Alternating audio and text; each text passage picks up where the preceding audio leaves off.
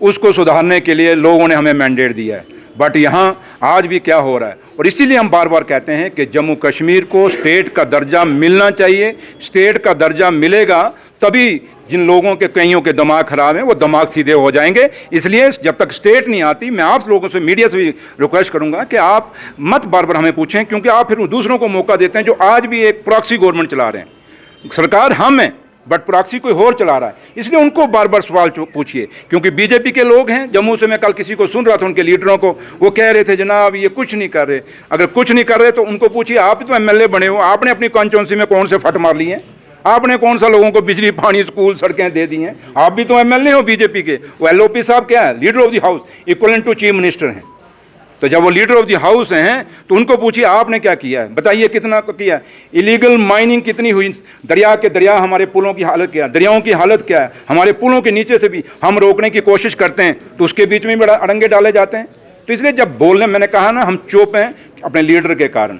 जिस दिन मुंह खोलेंगे ना उस दिन पता नहीं क्या क्या होगा। इसलिए हमें चुप रहने दीजिए। और हमें, क्योंकि लोगों, हम जिम्मेवारी समझ रहे हैं कि हमें लोगों ने जिता के भेजा है और लोग चाहते हैं कि हम काम करें, और बहुत बड़ा मैंडेट नेशनल कॉन्फ्रेंस को मिला हुआ है। तो इसलिए हम चाहते हैं हम काम करें, बट वो मौका हमें नहीं दिया जा रहा।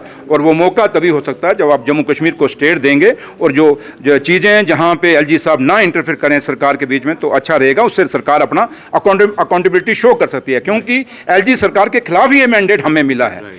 बीजेपी और पीडीपी के मैंडेट के खिलाफ ही हमें ये मैंडेट हमें मिला है, उनकी सरकार के खिलाफ हमें ये मैंडेट मिला है। ये बड़ी चीज़ें, मैंने कहा कि कुछ चीज़ें हम नहीं बोलना, अभी भी मैं बड़ा स्टैंड कर रहा हूँ, लेकिन दुख इतना है, हम समझ सकते हैं। क्योंकि लोगों ने बड़ी, जैसे मैं नौशहरा से जीत के आया हूँ, मैं उस कॉन्स्टिट्यूंसी से जीत के आया हूँ, मुझे पता है मेरे इलाके में लोगों को क्या ज़रूरतें हैं। मैं बड़े ग्रास रूट से उठ के आया हूँ, मुझे ये पता है कि हमारे मुलाजमों को क्या मुश्किलें हैं, मुझे पता है कि हमारे इंडस्ट्रियलिस्ट को क्या मुश्किलें हैं। हमें पता है वो बेरोजगार बच्चा जो घर पर बैठा है, वो गरीब जिसका बच्चा पाई जोड़ के उसने बच्चे को पीएचडी कराई है, पढ़ाया, आज बेरोजगार बैठा है। मैं समझ सकता हूँ, मैं उस बॉर्डर का रहने वाला हूँ, मैं एक फौजी का बेटा हूँ। मैं समझ सकता हूं कि आज हमारे बच्चे जो फौज में भर्ती होते थे आज नहीं भर्ती हो रहे, क्योंकि एक फौजी जब रिटायर होता था अपने रिलेशन की भर्ती करता था और उसका परिवार चल जाता था। आज वो फौजी जब वापस आता है, बच्चे उसके सामने बेरोजगार खड़े हैं। मुझे बताएं वो फौजी क्या करेगा? पूरी उम्र उसने बाहर दे दी, गांव में रहा नहीं, प्राइवेट सिविल लाइफ में उसकी जान पहचान नहीं है, और वो बच्चों को कैसे परवरिश करेगा? उसके बच्चे कैसे, आज आधे बच्चे तो नशेड़ी इसी कारण हो रहे हैं। तो इसलिए मैं आपको कहूँगा, बड़े सारे ये मुद्दे जो मैं आपको गिना रहा हूँ,